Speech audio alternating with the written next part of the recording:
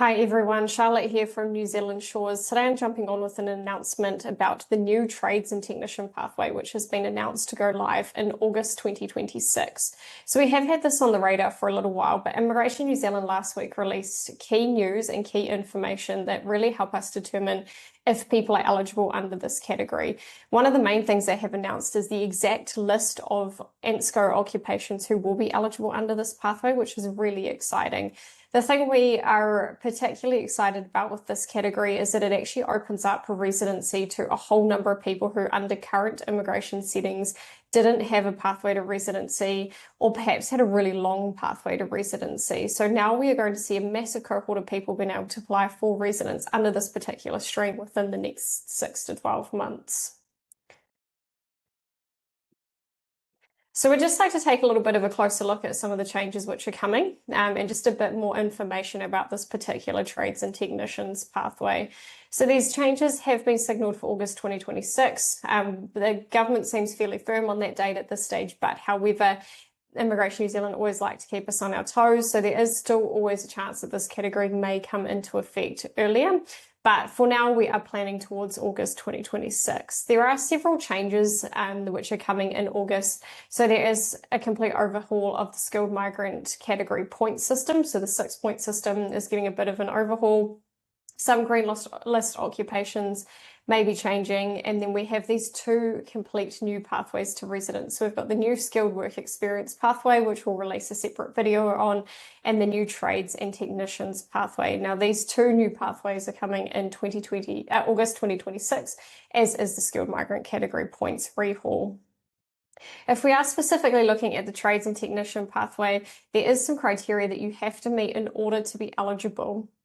So this pathway is for migrants who are working in ENSCO skill level 1 to 3 trades or technician roles. And as I mentioned, there is actually an approved list of those ENSCO occupation codes, which you can have a look at to determine if you are eligible under this pathway. So before you go looking any further at this, you need to make sure that your ENSCO occupation, your occupation is on that list.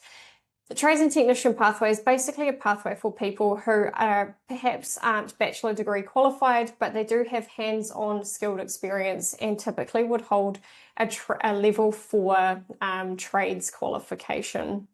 So it's going to have a massive impact in some of our sectors like construction, engineering, electrical.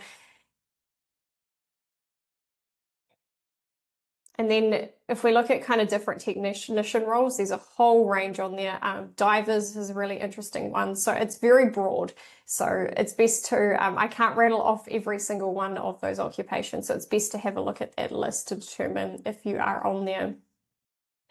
In order to be eligible, you must have a level 4 trade qualification. Now, this is something that we haven't seen in terms of visa eligibility for residents for about 2 or 3 years now. So we are bringing back the importance of that level 4 trade qualification, and we are combining that with someone having substantial practical experience in a relevant field. So you must have a relevant qualification and relevant experience in your particular trade or technician occupation to be deemed eligible under this pathway.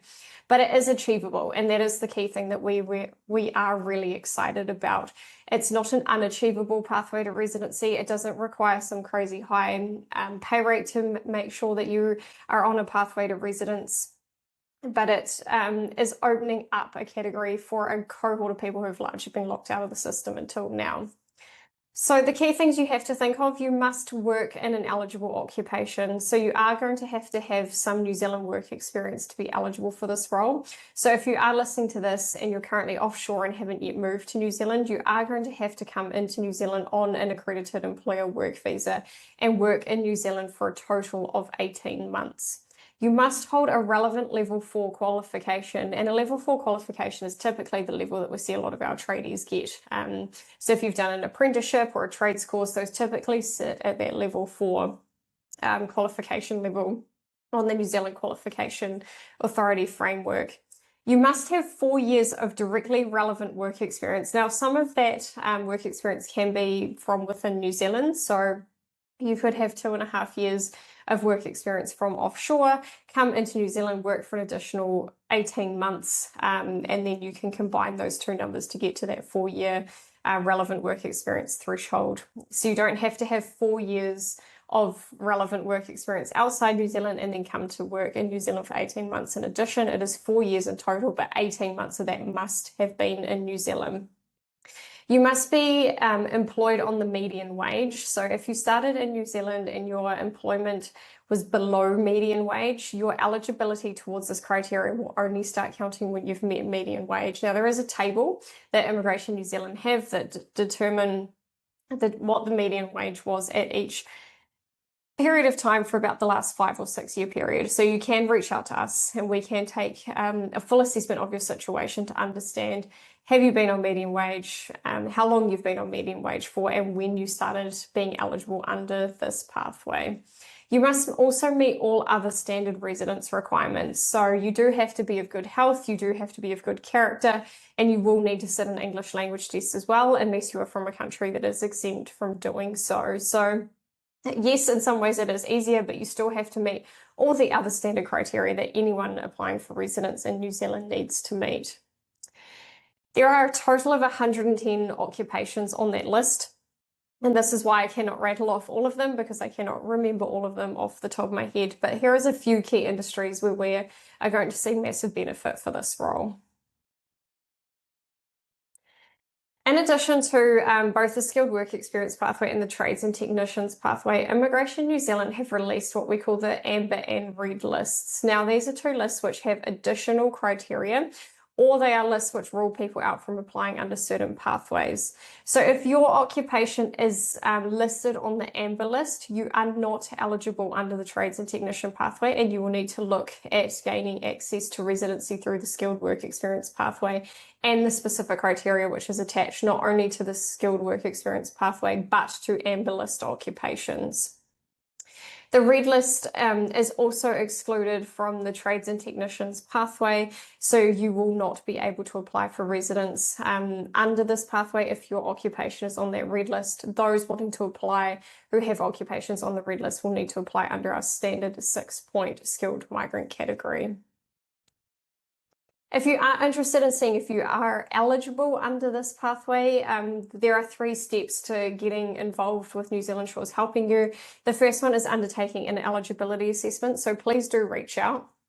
Once you've had your eligibility assessment completed and we have mapped out that pathway to residency for you, we can undertake a personal consultation. So that's either a phone call or a Zoom call, or you're welcome to come into one of our offices if we are local to you, and you can have a 30-minute meeting one-on-one with a licensed immigration advisor. And then if you decide we're a good fit and you'd like to go ahead with our services, at that point you can commence your migration or commence your visa services with us.